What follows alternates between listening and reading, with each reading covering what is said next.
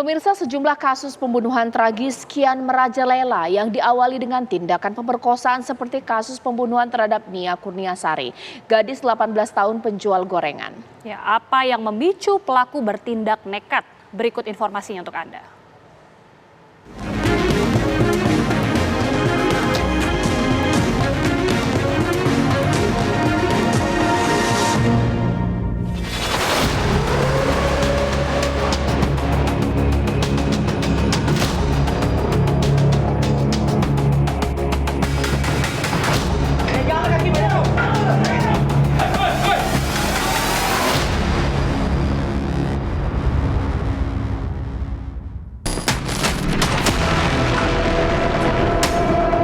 Pemerkosa dan pembunuh sadis yang menghilangkan nyawa gadis penjual gorengan di Padang Pariaman, Sumatera Barat akhirnya ditemukan polisi bersama warga.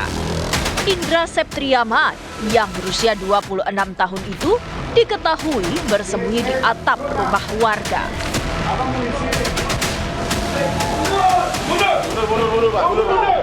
Jangan kaki banyak dong.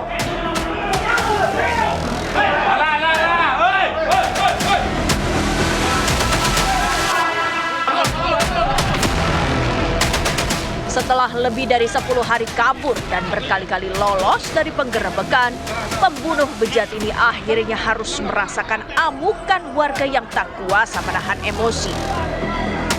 Indra Septriaman, tersangka pembunuhan dan pemerkosaan ini ternyata seorang residivis dan pernah terlibat kasus narkoba, juga kasus pemerkosaan. Indra kok memang dari kecilnya lah ditinggal orang tua ya? Iya, dari kecil aja tinggal orang tuanya. Sifatnya gimana? Sifatnya anaknya pendiam, gak banyak cerita. Cumanya penurui, kecewa dituruiannya. Kok apa nak suruh aja lakunya capeknya. Memang sejak ditinggal orang tua itu memang pergaulannya sama kawan-kawan lah ya. Iya, itu tidak ada yang ngontrol. Dalam banyak kasus, pembunuhan sadis yang disertai tindakan bejat seringkali berkaitan dengan kelainan seksual atau parafilia. Parafilia atau kelainan seksual adalah rangsangan seksual abnormal yang ditandai dengan fantasi seksual yang intens dan muncul secara terus-menerus. Rangsangan tersebut dapat melibatkan objek, aktivitas, atau situasi yang tak biasa. Pengidap parafilia juga cenderung menyembunyikan kelainan seksual yang dimiliki. Pedofilia adalah salah satu jenis kelainan seksual ini.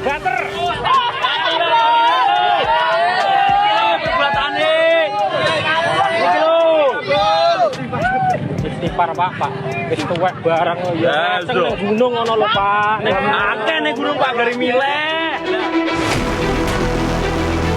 Pedofilia ditandai dengan munculnya gairah seksual ketika melihat anak-anak, umumnya yang berusia di bawah 13 tahun.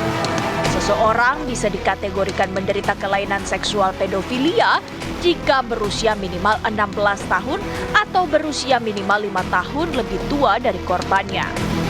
Pada titik tertentu, kelainan seksual ini dapat memicu gangguan perilaku yang dapat menghasilkan tindakan kriminal seperti pemerkosaan atau bahkan pembunuhan sadis. Fenomena pembunuhan sadis yang disertai tindakan cabul dengan korban yang berusia anak di bawah umur juga sering kali terjadi. Mirisnya, sebagian pelaku kejahatan keji tersebut ternyata juga masih berusia anak-anak. Seperti yang terjadi di Palembang, Sumatera Selatan. Sadisnya lagi, pelaku yang masih berusia remaja tersebut dengan bangga menceritakan kepada temannya bahwa dia dan 3 orang anak lainnya baru saja memperkosa dan membunuh seorang siswi SMP. Perbuatan keji itu dilakukan setelah menonton film-film porno dari internet. Kelainan seksual atau parafilia dapat berubah menjadi gangguan perilaku akut yang memicu terjadinya tindakan kriminal sadis. Faktor keluarga dan pengaruh minuman beralkohol serta narkoba juga terbukti menjadi pendorong munculnya kelainan seksual. Kelainan seksual dapat ditangani dengan cara berkonsultasi ke dokter kejiwaan atau psikiater.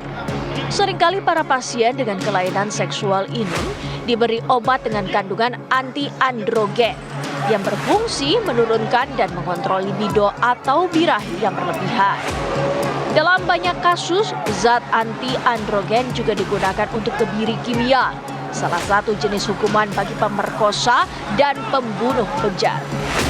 Kelainan seksual atau parafilia dan gangguan perilaku seksual serta tindak kriminal yang terkait dengannya ternyata tak hanya menyasar para korban di dunia nyata, tapi juga marak terjadi di dunia maya. Pelakunya juga tak hanya lelaki saja. Wanita juga bisa mengidap kelainan seksual dan mengalami gangguan perilaku seksual. Siskae adalah salah satunya. Ia pernah ditangkap polisi karena merekam dan mempertontonkan auratnya di media internet. Adegan tak senonoh itu bahkan ia rekam di keramaian tempat umum. Kabur ya? Sampai ke Jogja mau kabur. Kabur ya? Sebelum di Jogja kemana aja? Gimana? Oh, sempat pindah-pindah Mas. Sempat kemana aja selain di Jogja? Perilaku semacam ini termasuk dalam kelainan seksual jenis ekshibionis yang gemar mempertontonkan auratnya pada publik.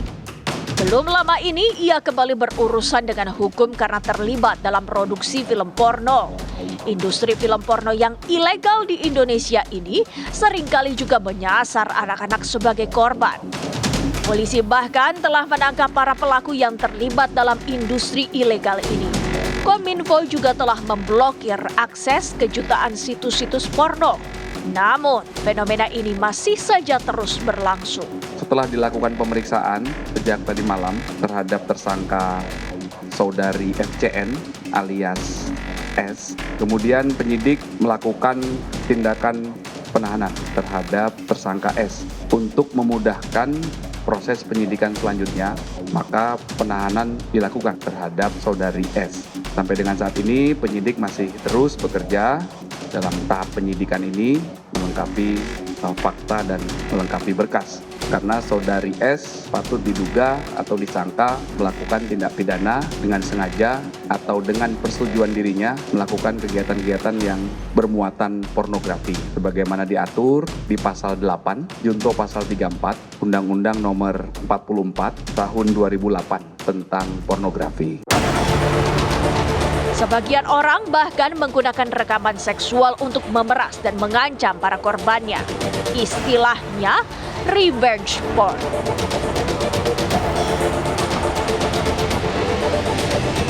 Korban dan pelakunya juga seringkali adalah pejabat publik, kalangan artis, atau bahkan pemuka agama.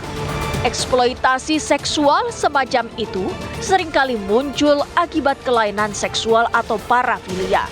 Dan apabila tidak segera ditangani, pada titik tertentu dapat memunculkan gangguan perilaku seksual yang bisa memicu tindakan kriminal berulang, seperti pelecehan seksual, pemerkosaan, atau bahkan pembunuhan sadis.